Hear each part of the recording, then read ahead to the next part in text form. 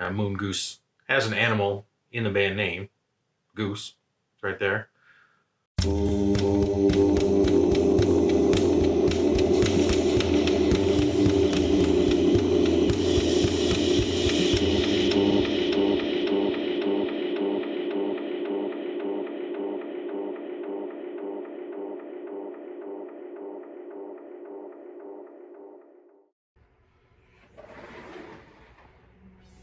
Hello VC, Plastic Eric here, Plastic Soundwave Colt, here for a February,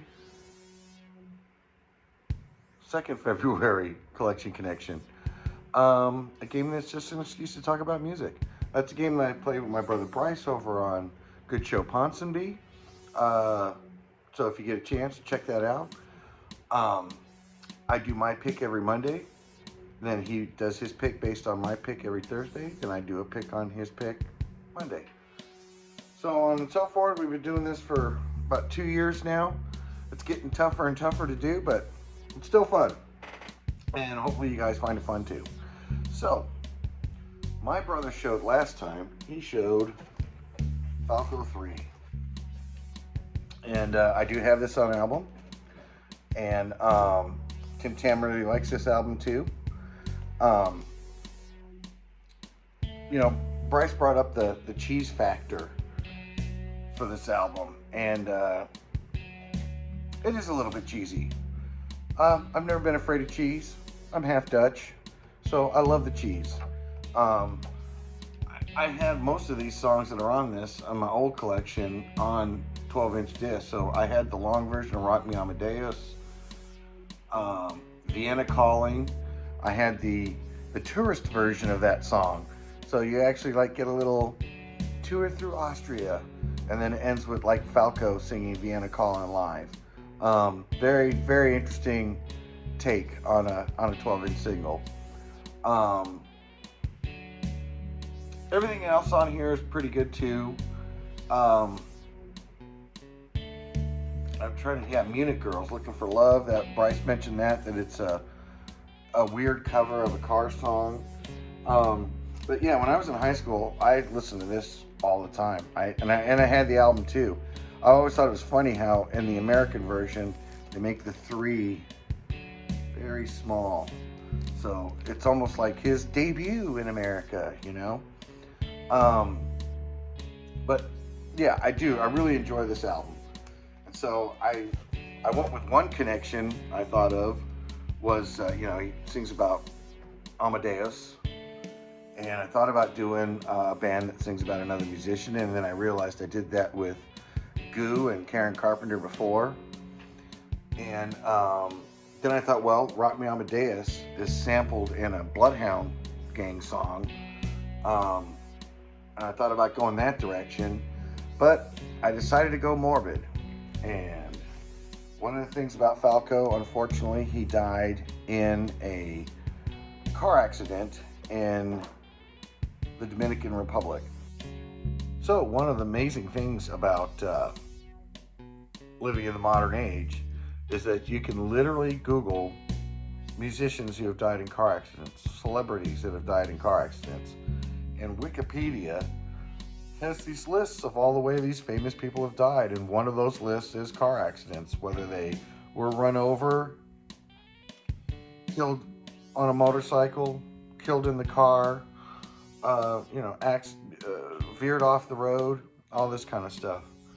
And it's amazing to me because the list was long, but I did find a couple of people on that list.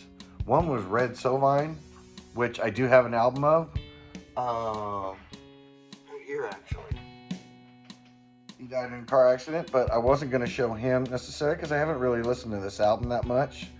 And he's on here all over. And Teddy Bear and Giddy Up and Go, Phantom 309, Driver's Prayer, or the Truck Driver's Prayer. But he's all over this thing here. But I wasn't very familiar with him. And I did see another artist that I was familiar with a long time ago. And I actually had to bust out this tape and listen to it again. But it's Michael Hedges, Breakfast in a Field. or Breakfast in the Field. Um, really good guitar work. I used to listen to this like it. I used to like getting really stoned in college and then listen to this to help me fall asleep. Um, very good guitar player. He uses a lot of different techniques. He falls under New Age because I think that's what Wyndham Hill Records and tapes. That was kind of their bread and butter was New Age music, and I guess he falls under that category. But really, he used to call his music different than New Age. You know, he used to call it heavy mental, all kinds of crazy different stuff.